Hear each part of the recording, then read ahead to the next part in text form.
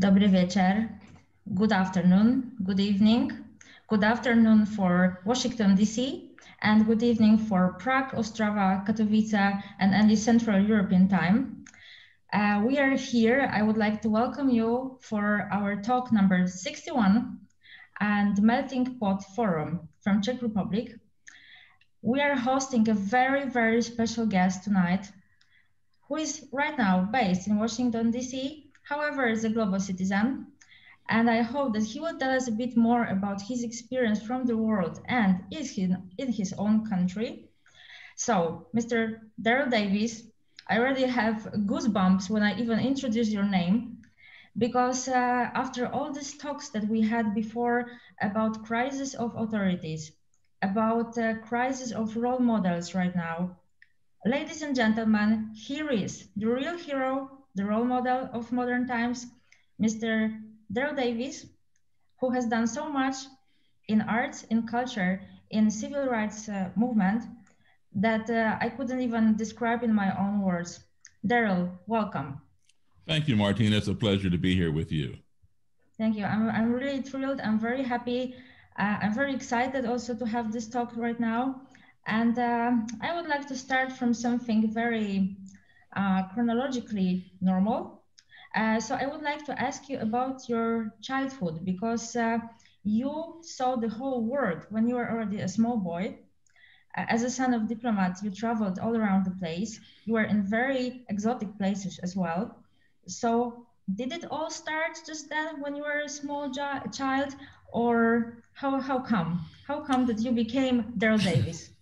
Okay, well, I am age 62 right now, and my parents were U.S. Foreign Service, U.S. State Department, and so we started traveling abroad in 1961.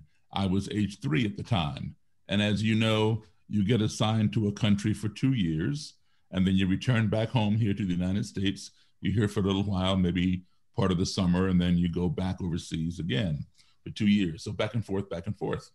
And when I was in, school, elementary school and things like that overseas, my classmates were from Nigeria, from Italy, from Czechoslovakia, from Yugoslavia, from France, Poland, Germany, Switzerland, anybody who had an embassy there at that particular time, all of their children went to the same school.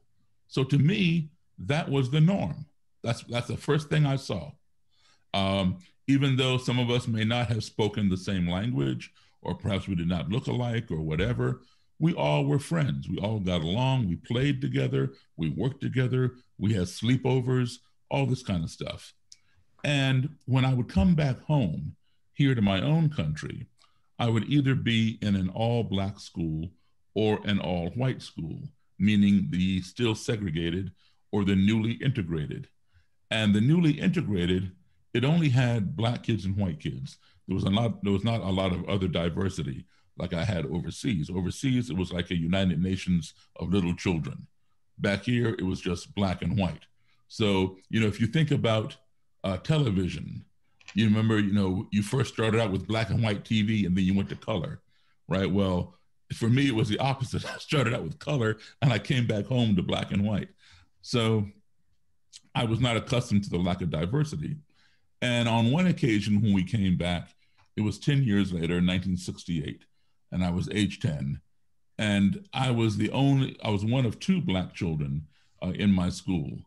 And I was in 4th grade. There was a little girl in 2nd grade. So all of my friends at that time, were white. There were no other Black kids. And many of my male friends were members of the Cub Scouts.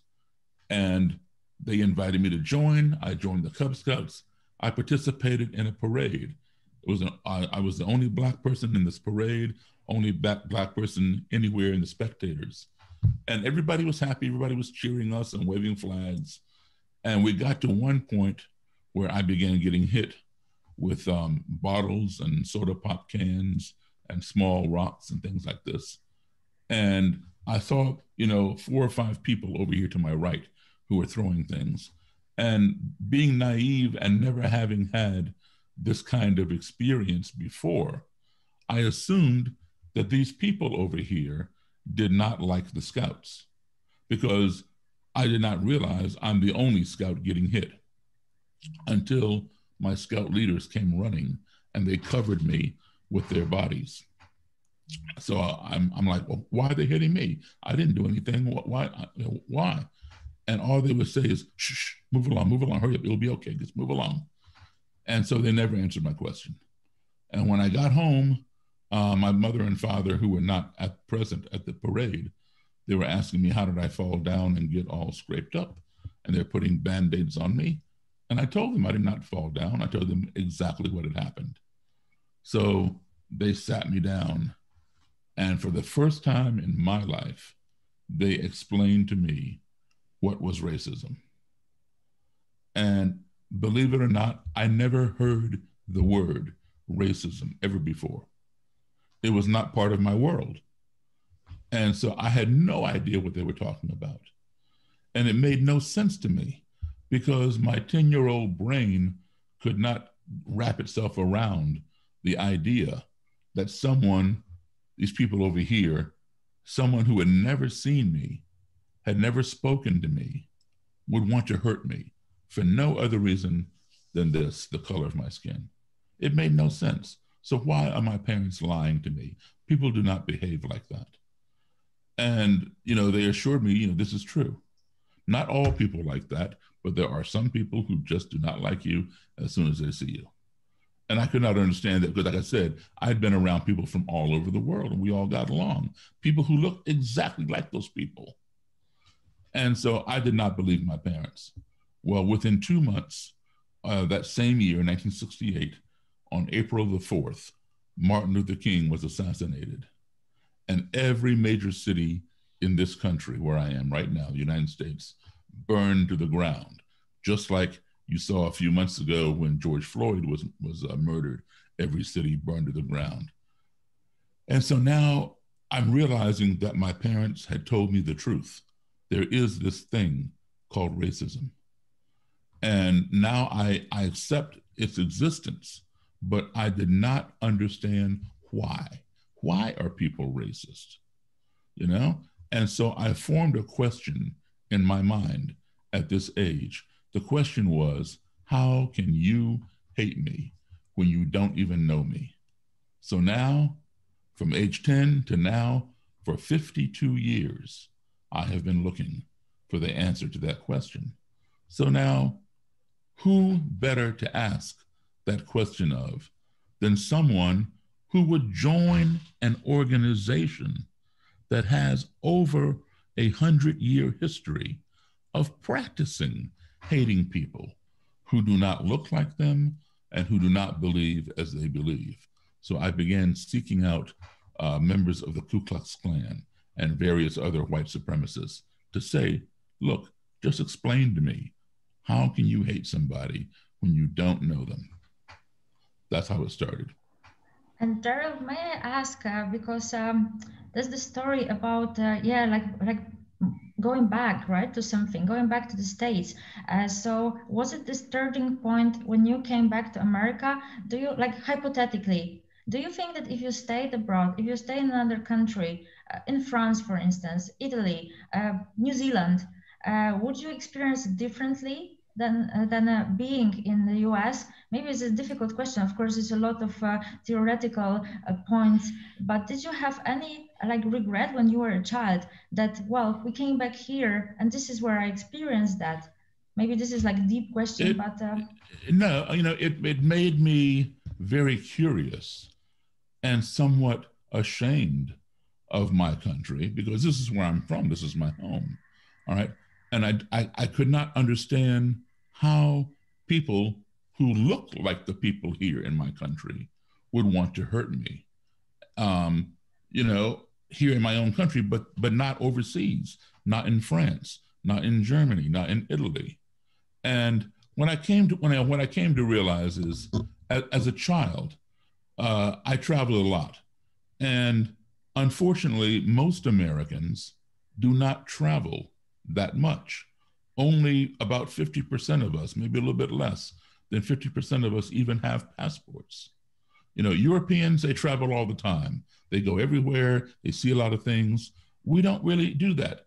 And in fact, we don't even travel a great deal within our own country, you know, so let alone to go overseas. So I was having an experience that, of course, I appreciate a lot more now that I'm an adult and I can appreciate that. But I was having an experience that my parents were taking me on that most children here at the time in the 1960s did not get, let alone Black children. Even most white kids did not travel, but especially Black kids did not have that opportunity. To me, it was the norm. I thought every kid did this, you know, but that was not true. And so when you combine my travels from my childhood with my travels today as a professional musician who also tours the world, I have been in a total of 57 different countries on 6 continents. So I've been exposed to a multitude of ethnicities, colors of skin, cultures, nationalities, religions, all of that. And all of that has helped shape who I've become and given me the perspectives, you know, that I have. It does not make me a better human being than anybody else by any means. It just makes me have a broader perspective. So I'm able to see things and adapt to them where they're not foreign to me. What was foreign to me was what I had right here in my own country, this thing called racism. But, you know, over the years, it's gotten better. You know, we've come a long ways, but we still have a long ways to go, as you have seen in the recent events, especially this year. Yeah, that was my question also. I thought a lot. Of course, I followed being stuck here at home. We all followed what was going on in the USA, in New York, in Chicago. There are 2 cities that are very close. I used to live in Harlem, so that's why I have very warm feelings. You know, I was completely disheartened when I saw what was happening. So the whole movement of Black Lives Matter, that didn't come yesterday, right? Didn't come this year. It's been there. And Black Lives Matter has been here since 2013. Exactly. So this is not a new movement, but these things that happened and murdering of George Floyd, I think that we are all very touched by all these happenings in America, and I think that's still going on. I don't think that media in Europe cover that so well anymore. However, we are with our hearts with you. I just made a big article about the New York scene, jazz scene, how they struggle right now. So I try to keep up, but I think that still I'm lacking this information. And I wanted to ask you about this year in particular, 2020, Black Lives Matter, George Floyd, coronavirus, the crisis, the global crisis of everything. Do you think that it affected also situation in America of racism? Did it get better? Was it worsening the whole situation? And now you are facing presidential elections as well. So what would be your thought, like general thought about this year, this very special, very critical year? Okay, I would say this, and understand this is just Daryl Davis talking. Because there would be people who may have different opinions than I do. But having been in this type of work, you know, meeting with supremacists and other racists, whether they're organizations or individuals, I would say 2020 is the year of change. And we are turning another page in our history, which is good. And I think this has been the best year in decades. And I'll tell you why. It's bittersweet. Okay, it's bittersweet in the fact that we have the pandemic and we've lost a lot of lives, not just in this country, but all over the world. All right. That's very, you know, heartbreaking. But also a page is turning. It's heartbreaking to see the murder, the lynching of George Floyd and other Black people at the hands of police. When these people did not deserve what they got.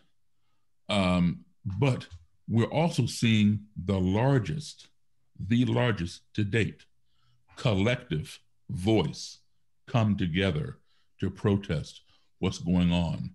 And we're seeing changes happen faster than we've ever seen them before in our history. For example, we have always had some white people who have participated in our civil rights protests and marches and boycotts, starting with Rosa Parks in 1955 with the bus boycott, on through the 1960s with Dr. Martin Luther King Jr. We've always had some white people who've participated in that, and we have turned some pages.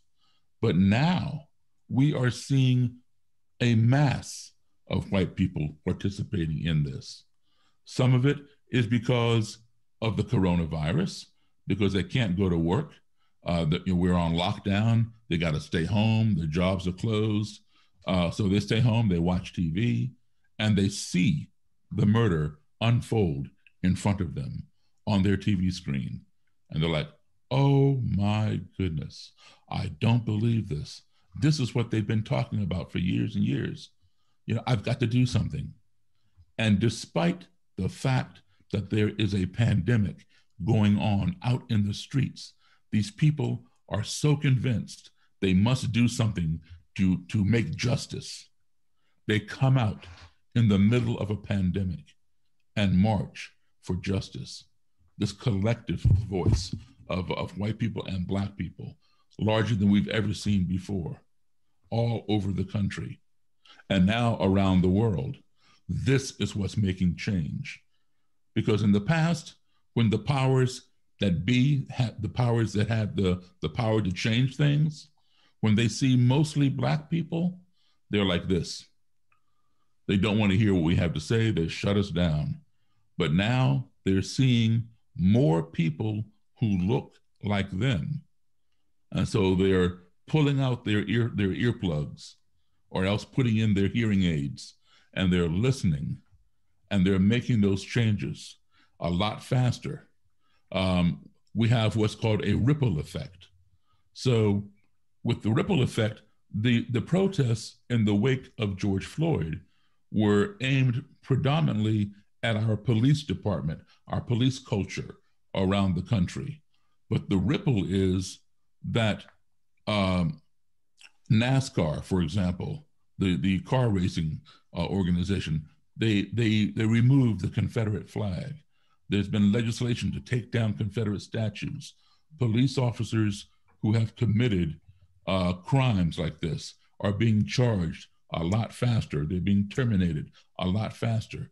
In the past, either they were not terminated at all, or the investigation took months and months and months, and then nothing happened. So now things are happening a lot faster, and it's because of the collective voice. So that is the best thing that has happened. On the other hand, the sad thing is it took coronavirus to make it happen. Yeah, I understand, because this is something that we are experiencing also for months now in different European countries. In Belarus, for instance, the big movement against the government. Now we are facing the protests in Poland. So this is exactly what I thought when you were explaining the situation, that this raising of awareness and this big social movement is coming, despite exactly the virus and pandemic. But Daryl, I would like to go a bit further, or a bit earlier, in fact, and your story about your personal story, with individuals, because I think that when I was telling my friends that I'm going to talk to you, I was like, oh, Daryl Davis, Ku Klux Klan specialist, obviously. So yeah, that I think that we already have some questions from our listeners, and there is one directly about this case, about your story that also didn't start yesterday, obviously. So could you share some stories with members of Ku Klux Klan? What are these people? How are you capable to interact with them and change completely their mind? Because this is something that happened in the 80s, right? Or even earlier? No, it's still happening now. It's still happening now. Yeah, exactly. But when was the first time when you had this encounter? Because, you know, our vision, what we have about Ku Klux Klan as me, it's only the movies or the books. Yeah. And it's so abstract for us. And I just was thinking that I went to the States so many times. Did I pass someone in the store? Did I meet someone? Are there like doctors? Are they working? Are they not normal people? Or are they hiding somewhere with their costumes? So could you just say? Well, yes, you know, they are normal people. They're normal people with an abnormal way of thinking, if you will. You know, and yes, you probably do pass some in the street or wherever you may go, because they have to have jobs. You know, they don't get paid to be a member of the Ku Klux Klan. They have regular jobs just like you or me. And, you know, and then, you know, they have their separate life, if you will, you know, where they do their thing with their clan. But they have to make a living to pay their rent, pay their mortgage, buy food for their family, etc. So in all that regard, you know, that's normal. Well, I started interviewing them in the 1990s. And I still do that. I just completed writing my second book. So now it's going through the editing phase. But I'll give you an example of something. But first, let me explain something. You know, no matter how far I have gone from my own country, whether I go right next door to Canada or Mexico, which borders the United States, or whether I go all the way around to where you are in the Czech Republic, you know, everybody I meet, no matter what language they speak, what they look like, who they worship or don't worship at all, or whatever, when I come back home and I think about the people that I've met, I conclude one thing: they all were human beings.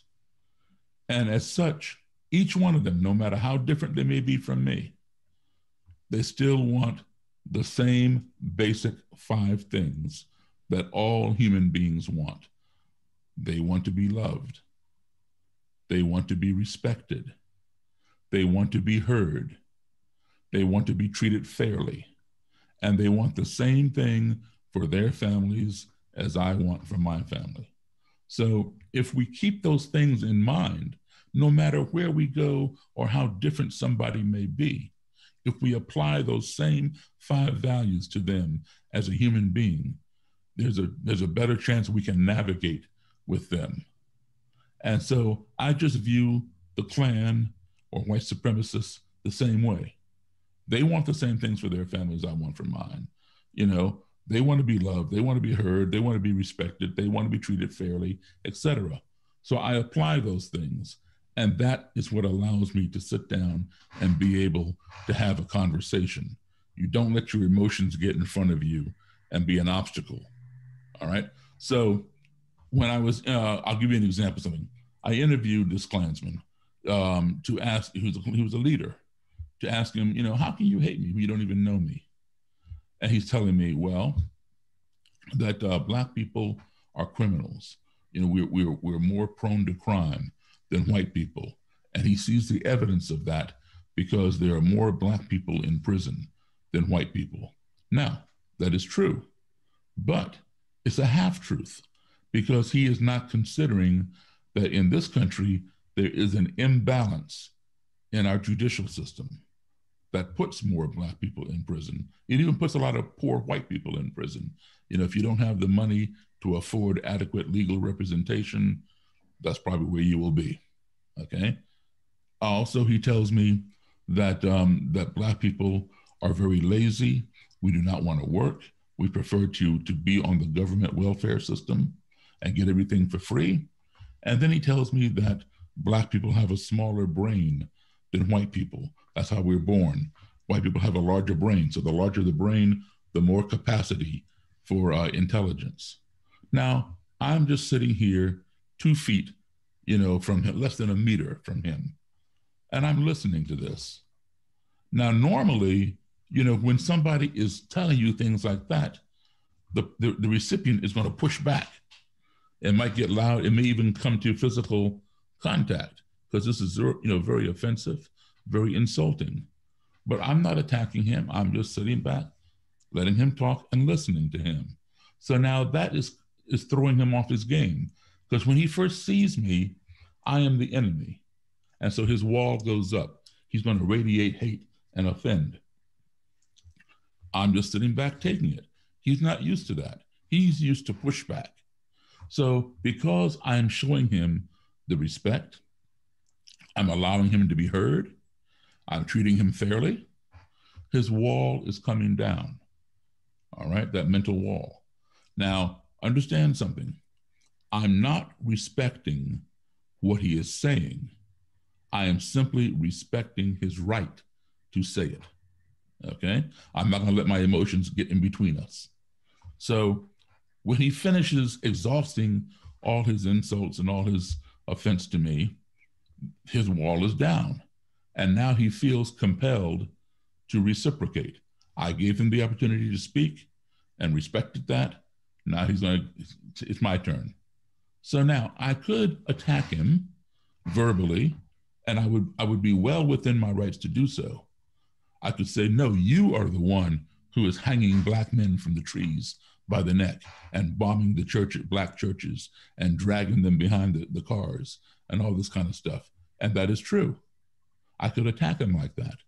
But if I did that, what would happen? That wall would go back up, and then he wouldn't hear anything I have to say. So you want to keep the wall down. So instead of going on the offense, I go on the defense. And I say, well, listen, you know, I don't have a criminal record. You see me, I'm Black. My parents don't have a criminal record. I've never been on welfare. My parents never been on welfare. My brain, I think, is the same size as anybody else's. I never measured it, but you know, I have a college degree and I have a bachelor's degree. Both my parents had master's degrees. My father was working on his PhD. So now I know that this man barely graduated from high school, but I'm not going to attack him like that. I'm not going to throw that in his face, because if I do that, the wall goes back up. I just talk about myself. So now the wall is staying down, but now he's hearing what I'm saying. And I can tell you this for a fact, Martina, because this is what happens. I've been doing this for 37 years, and I keep hearing it time and time again when somebody quits. They go home and they think about what happened during the day. And they think, man, I just had a 3-hour conversation with a Black man and we didn't fight, you know? And what he said, it makes sense. But he's Black. But what he said was true, but he's Black. So they know what I said was true, but they don't want to accept it because it came from a Black person. So it's not jiving, right? So they have a cognitive dissonance, and that becomes their dilemma. Do I believe this to be true and disregard his skin color because I know it's true? Or do I consider that he's Black, and even though I know it's true, I continue living a lie? That's a struggle for them. And fortunately, most of my encounters have been successful, where they accept the truth and they renounce that ideology and they change their direction. But there will always be those who will never change. They will die and go to their grave being hateful, violent, and racist. But if they are willing to take the opportunity to sit down and have a conversation, there is an opportunity to plant that seed and give them something to think about. But that can only happen when you lower their wall. That's when they are hearing you. Otherwise, you know, if you're attacking and they're attacking, the wall is up and they don't hear anything. Now, what is the basis for racism? I can tell you this: ignorance, not knowing. When you don't know something, oftentimes we fear it. We fear what we don't know, all right? And if you do not address the fear will escalate and it will turn into hatred, because we hate everything that we're afraid of, all right? If you do not address the hatred, it will escalate into anger and then destruction, because you get angry and you want to destroy the things that you hate. Why? Because they make you afraid. And then, but if you think about it, at the end of the day, they may have been harmless. You were just ignorant. You did not know. So in most cases, people always want to try to go from the top down. And that is good for a corporate structure. If you have corporate problems, look at the top. If the management at the top is messed up and they're loose, everybody down below, the subordinates, they're going to be loose. When the management is tight at the top, people down below, they're going to be tight at the bottom. All right, so it's top down. But when you're dealing with racists, you cannot use that. You must go bottom up. So in other words, what you have to do is forget about the destruction. That is a symptom of racism. Forget about it. Once something is destroyed, it's not coming back. So it's a symptom, let it go. The next level down is the hatred, another symptom. Do not worry about it, let it go. The next level down is the fear. Forget about it, another symptom. The root is ignorance. If you solve the ignorance, then there's nothing to fear, because you only fear that of which you are ignorant, that of which you don't know. But if you know about it, there's no reason to fear it, right? So if you cure the ignorance, there's nothing to fear. With nothing to fear, there is nothing to hate. With nothing to hate, there's nothing to be angry about and destroy. The good thing is this: there is a cure for ignorance.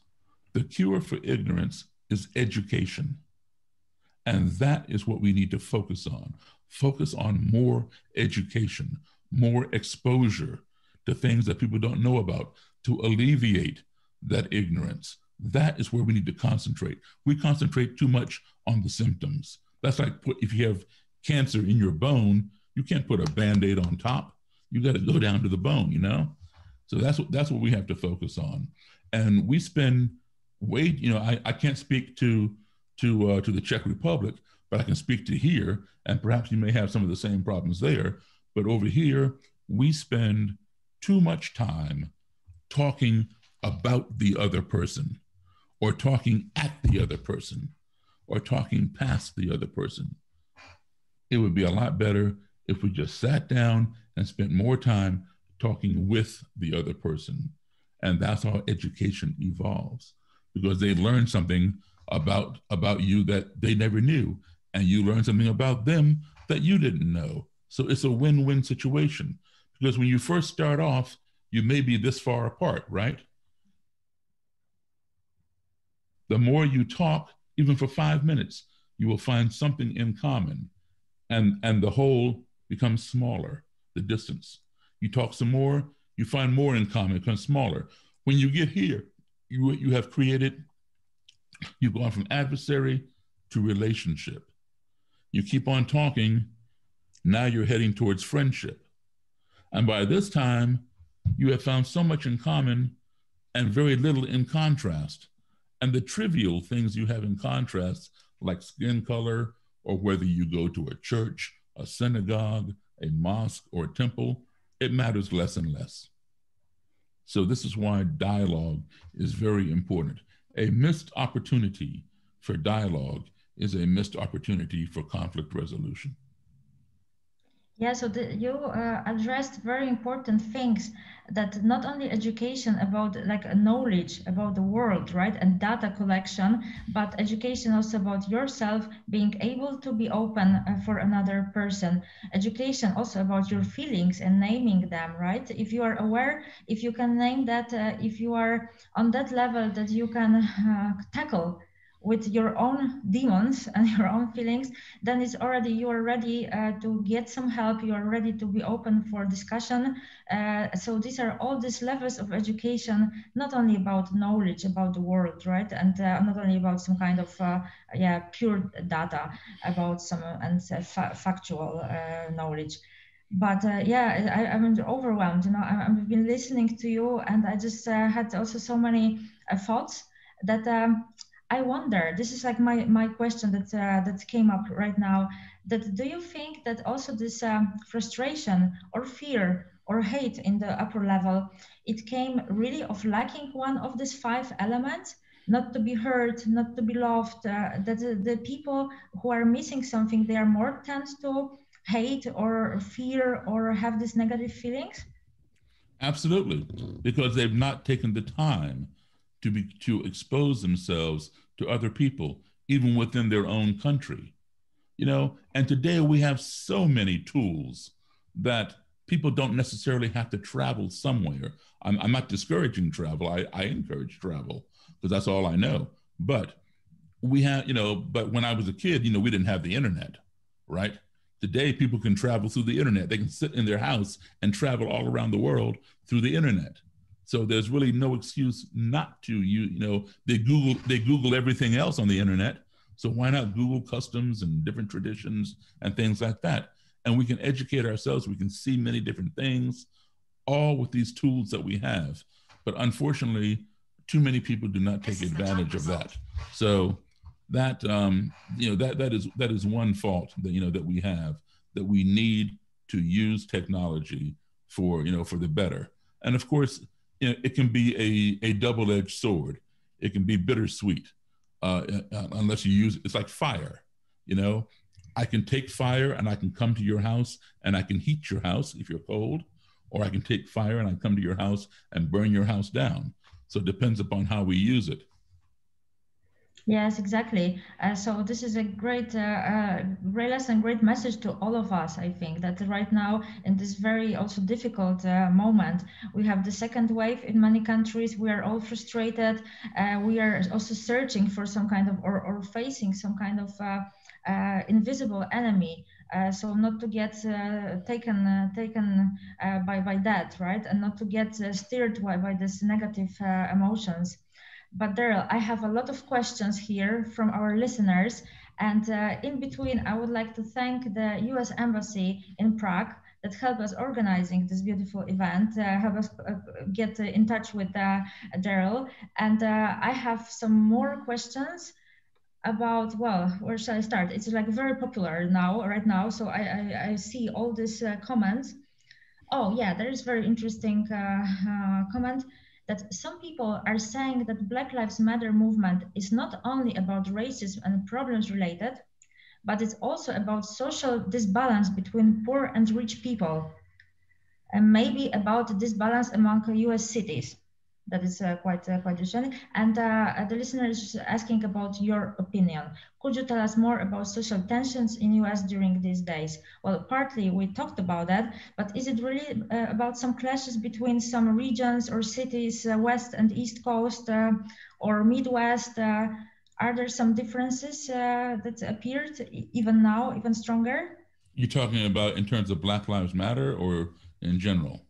Yeah, that was a particular question about Black Lives Matter. Yeah, well, social context. So you called it right. It is a movement. It is not an organization, unfortunately. Black Lives Matter was formed in 2013 after the murder of Trayvon Martin, and the founders of Black Lives Matter, they borrowed the idea from Dr. Martin Luther King to put the national spotlight on what's happening. Because if you keep it local and the world doesn't know, then nothing changes. But when everybody has their eyes on what's happening, then change happens.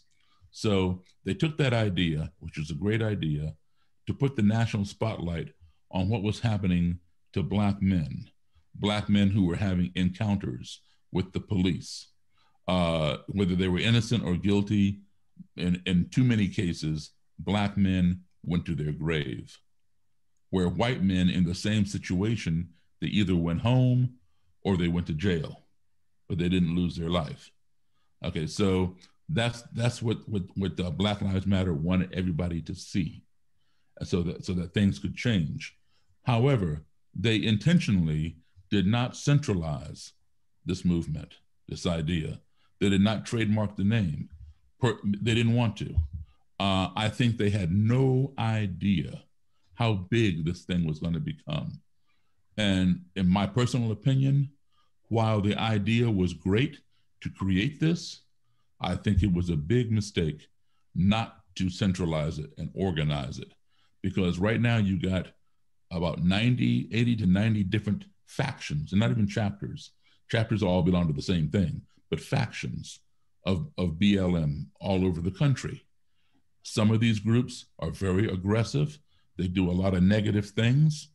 Others are sitting down, working with the state and local legislature to try to get laws passed and get things worked out legally, which is great. And then you have others who consist of Black supremacists. You have others that are Black and white people working together. You even have some Black Lives Matter groups that are predominantly white, you know? But the problem is there are too many chefs in the kitchen, too many leaders, and they all have different ideas. So let's say I can go out in the street right now and start my own Black Lives Matter because nobody owns the name. It's not trademarked.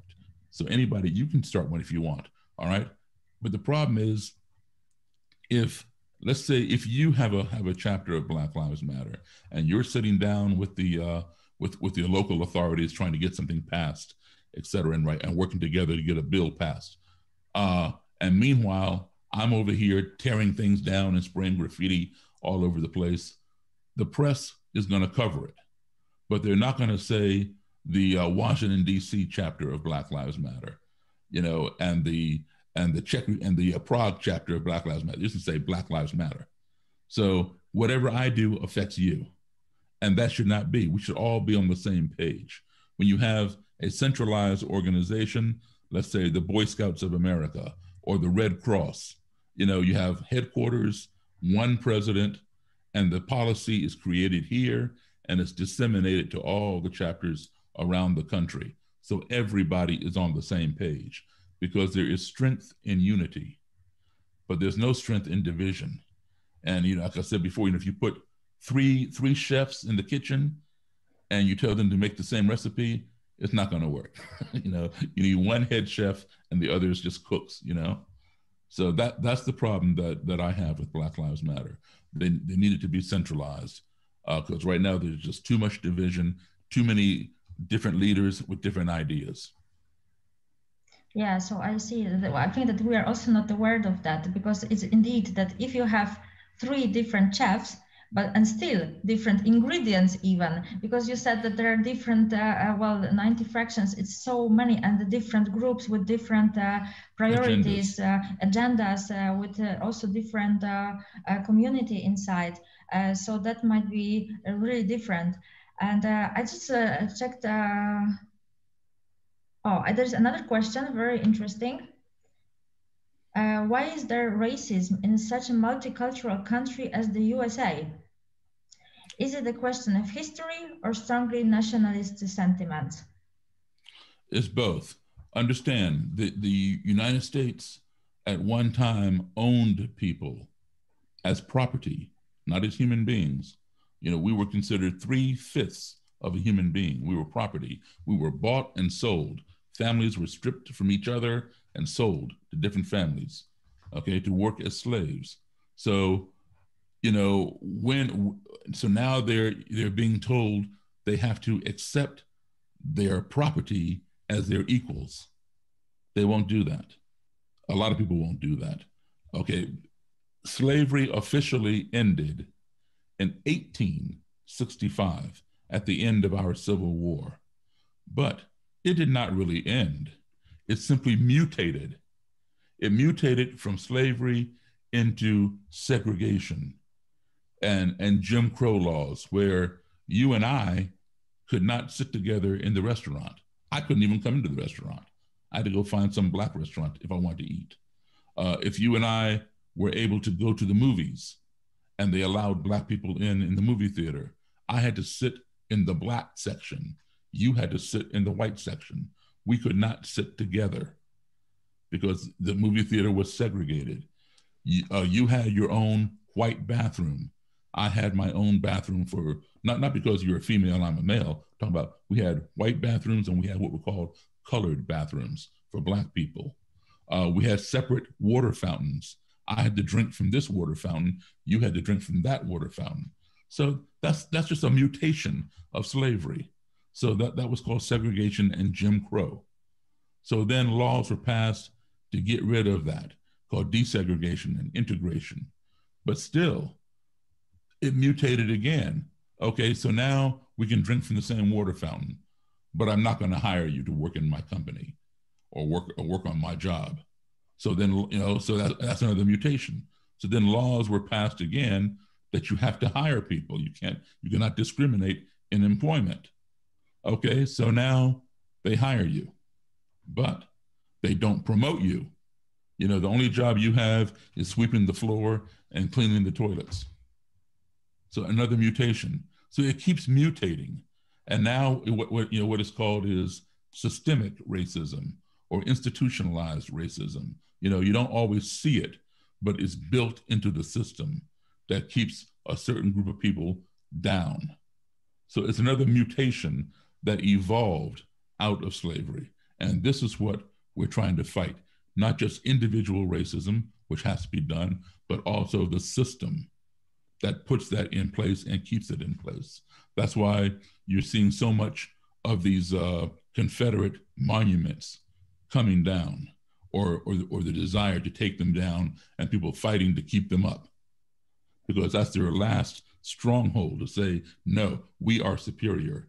You know, you will look at this monument, even though this person was a slaveholder, he was a slave trader, he was a slave owner. We want you to see him because he is our heritage.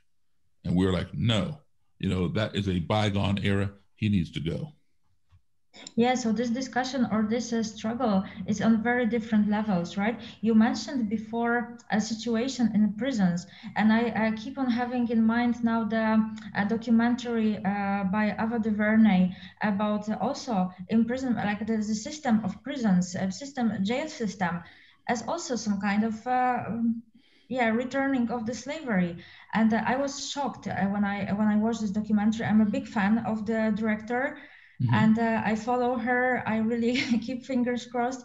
But I was really, I suggested to see this documentary to everyone, because this is also, and this struggle on institutional level and also on very symbolic level that you just described, right? So this tackles these tensions are on a seriously every level that we can face. And see, in this country, you know, prisons, they are what we call a penal institution, to penalize somebody for committing a crime. It's not a reform institution, mm-hmm. which is why we have a large rate of recidivism. In other words, when people get let out after they serve their time, too many people come back to the prison because they've not been reformed. You know, while they're in prison, who are they around? They're around other criminals. So they learn to do better what they messed up that got them in there in the first place. So now, you know, I know how to better, you know, rob somebody's car or kill somebody and get away with it or whatever. And they go back out because they have no reform. And sooner or later, they get caught again and they come back in. And so that recidivism keeps the prison in business. Prisons make a lot of money housing these prisoners. So it's, you know, it's like a drug company that knows they can create the cure for a certain ailment, but they don't want to. They want you to keep buying their drugs to stabilize it. So it's the same thing with prisons. They want you to keep coming back. So we need to change that kind of thing so that we teach these people a skill, teach them how to live in society and be productive and not return to the prison. Yeah, this is another problem. We've been working also here in the local jail in Katowice in Poland. So this is a very close topic to our activities. We are working in music, and we also collaborate with inmates. So we are doing workshops. That's why this is a very important topic also, because now during coronavirus, we also saw that some people cannot just be online. They cannot experience streaming videos. They cannot participate even in our talk right now, right? They are excluded from this goods. They are excluded from usage of the internet. So that's why I also had this thought that some people even cannot watch us now in many different parts of the world for many different reasons. However, speaking on music, because I just see that we have just last 10 minutes and maybe too little to talk about your activity, about your art, because you are a musician. And when did it start? Also, when you were a child, was it like all your life with you? Are your parents musicians? Or how come? Because you played with Muddy Waters, you were playing with Jerry Lewis and B.B. King. So you play with everyone. You're still playing, right?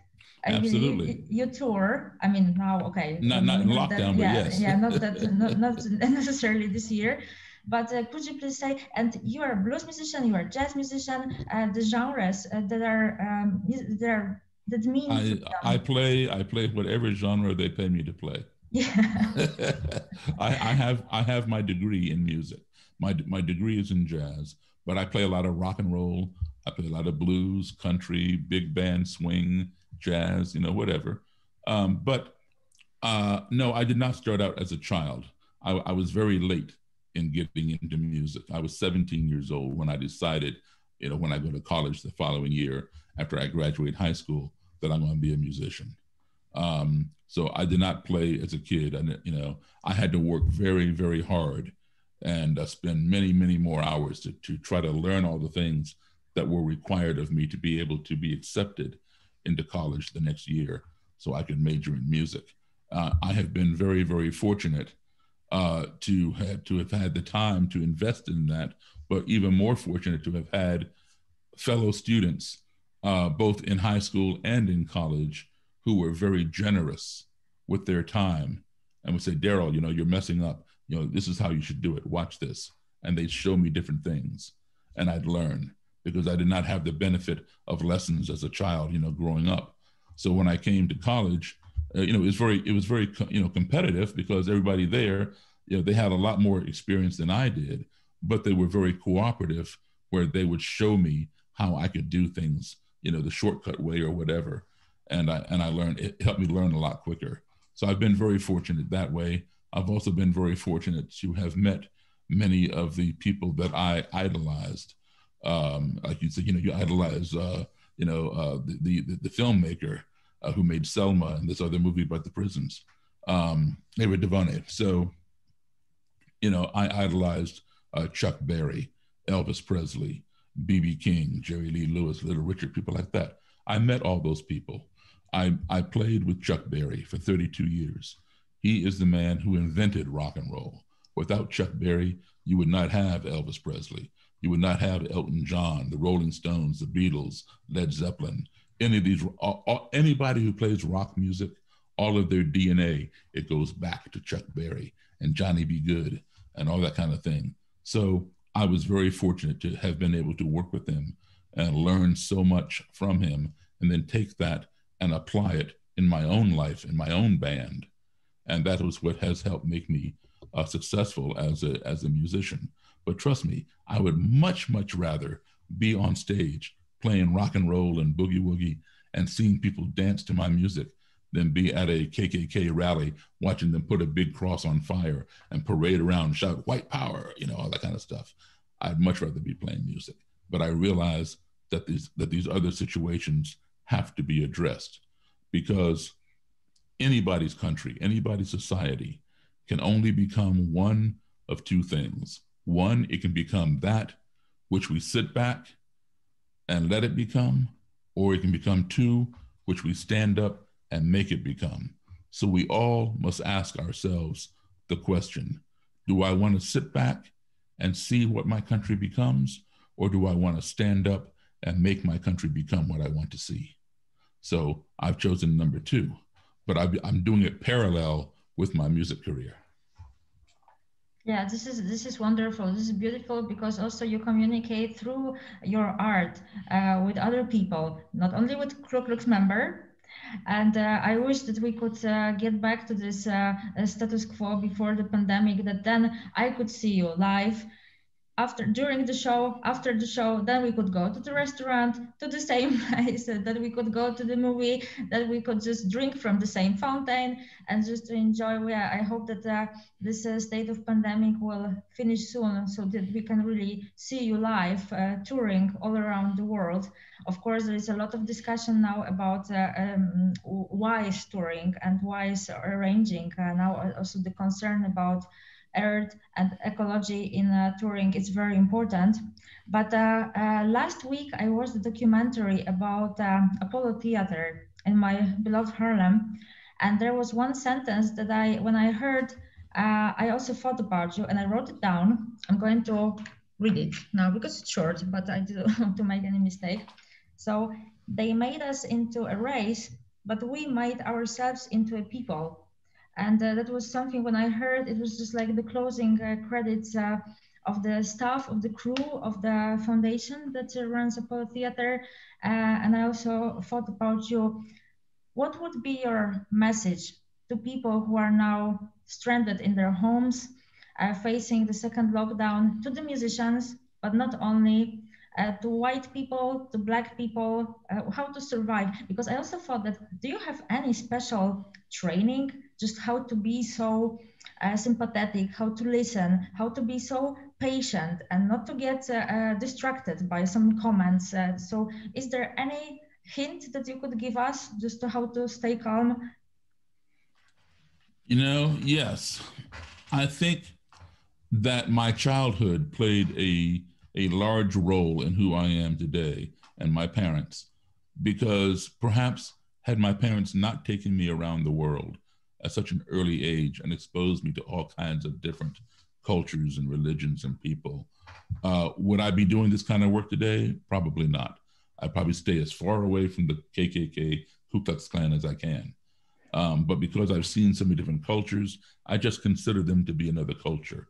But you know, while you're in lockdown and while you're home, get on the internet, learn some things, figure, and it doesn't have to be about race.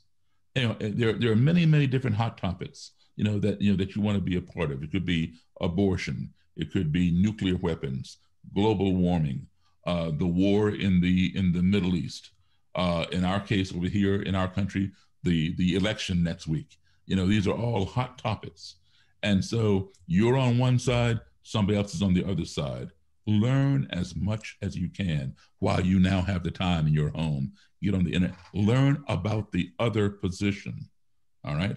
And then when you come out of lockdown, arrange to meet with somebody. When you go, if you work in an office building, and there are many different kinds of people there in that office building, what happens though? You might even work with these people on the project, but then when lunchtime comes, you go downstairs to the cafeteria and Black people sit with Black people, white people sit with white people, Hispanic people sit with Hispanic people, or maybe in your case, the Czechs sit with the Czechs and the Poles sit with the Poles, or whatever, all right? Now that's called, does it mean that they're racist? No, it does not mean that they're racist.